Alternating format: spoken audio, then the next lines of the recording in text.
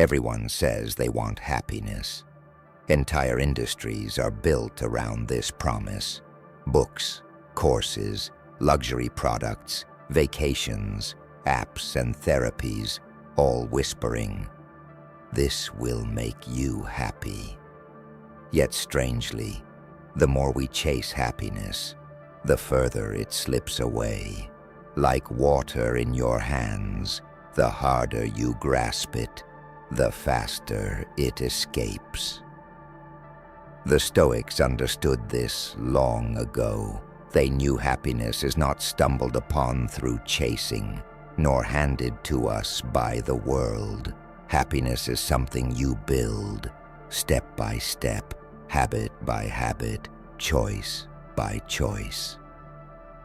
Seneca said, "True happiness is to enjoy the present, without anxious dependence upon the future." How often do we postpone happiness into the future? We tell ourselves, "I'll be happy when I get that job, when I meet the right partner, when I have more money." But when those milestones arrive, the joy fades quickly, and the cycle begins again. "I'll be happy when" becomes an endless chain. The Stoics saw this mistake. Chasing happiness always makes it something distant, always conditional, always outside your control. Marcus Aurelius, Emperor of Rome, with more wealth and power than almost anyone in history, wrote in his journal, "Very little is needed to make a happy life. It is all within yourself, in your way of thinking." For a man surrounded by armies, treasures, and endless luxuries, to say happiness is internal, that tells us something. The Stoic formula is simple. Happiness is not pursued, it is constructed. And the building blocks are not wealth or fame, but your thoughts, your habits, and your character. When you stop chasing, you stop running in circles. You begin to see that every day already offers opportunities to build happiness. The way you greet the morning, the patience you practice with someone difficult, the gratitude you feel for something ordinary, the discipline you bring to your choices. Happiness is not a prize at the end. It is a byproduct of living in alignment with wisdom, courage, justice, and temperance, the 4 Stoic virtues. When life rests on these pillars, happiness rises naturally. Chasing is easy, building is harder. Chasing feels exciting, but it keeps you restless. Building feels slower, but it creates stability. The Stoics remind us that the work of building happiness often looks ordinary. Waking early, practicing gratitude, controlling desires, facing discomfort, keeping promises, choosing virtue over pleasure.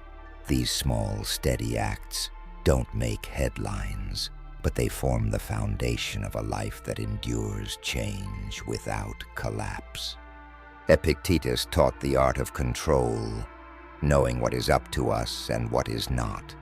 The person who chases happiness ties it to what is outside their control: fortune, recognition, the approval of others. These may come, but they may also vanish. And when they vanish, so does the happiness tied to them. The builder ties happiness to what is in their control, their actions, their choices, their effort. This happiness cannot be stolen because it is constructed within. Much suffering comes from demanding that the world make us happy. We expect others to treat us fairly. We expect fortune to deliver comfort. We expect the future to unfold according to plan. And when it doesn't, we feel cheated. But life never signed a contract with us. The Stoics teach that peace begins when we stop demanding and start building. Not passive acceptance, but active mastery of our response. Happiness grows not because life becomes easy, but because we choose to stand firm regardless of what life gives. Happiness built the Stoic way is durable. It doesn't collapse when life goes wrong. Picture two people. One ties happiness to success, the other to effort. Both fail. The first despairs. I failed, therefore I am unhappy. The second says, I gave my best, therefore I have peace. The difference is not in the event, but in the foundation. One chased, the other built. Building happiness also gives freedom. Chasing keeps you chained to desires, to comparisons, to what you don't yet have. But building makes you free. You are no longer waiting for the perfect job, the perfect partner, the perfect fortune. You create happiness from what you already have, right now. You are free not because life is perfect, but because you live with courage, gratitude, and discipline, no matter what. Of course, modern society pushes us in the opposite direction. Advertising tells you happiness is one purchase away.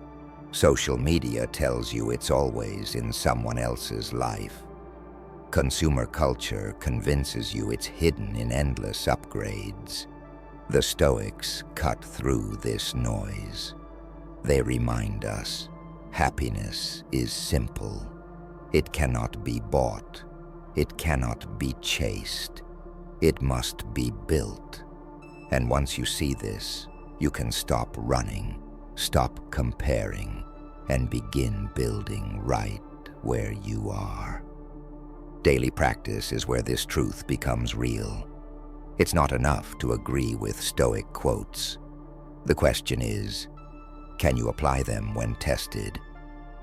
When anger rises, can you pause and stay calm? When desire calls, can you reflect before acting?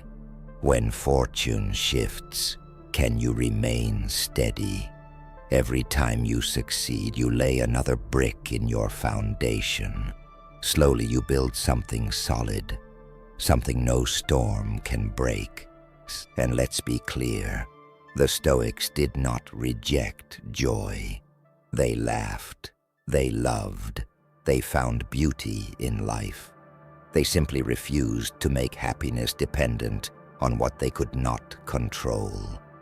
Real joy, they knew, comes not from chasing pleasures, but from living rightly. When you live with virtue, joy follows naturally. The moment you stop chasing, you discover it has always been here, waiting for you to build it. So the next time you catch yourself saying, I'll be happy when, stop. Ask instead, what can I build right now? Can I practice gratitude? Can I act with patience? Can I focus on what is mine to control? These may not glitter, but they endure. Over time, they form a foundation of happiness that does not collapse when fortune shifts. And here lies the paradox. The moment you stop chasing happiness, you begin to feel it, not because it was hiding, but because you finally became still enough to see it. Happiness was never somewhere else. It has always been in the choices you make and the habits you live by. If you've listened this far, I'll leave you with a challenge. This week, don't chase. Build. Choose one habit, whether it's gratitude, discipline, patience, or courage, and practice it daily. Watch how your life begins to change, not in some distant future, but here and now. Happiness is not at the finish line. It is in the road you lay, brick by brick, day by day. And if this reflection gave you value, subscribe and join me here. Each week we walk through Stoic wisdom, not as abstract ideas, but as practices to build real strength and peace. Share in the comments one habit you'll build this week. Your words might inspire someone else to take their first step too. Because in the end, happiness is not something you wait for. It's something you create. That is Stoic wisdom. That is the Stoic way.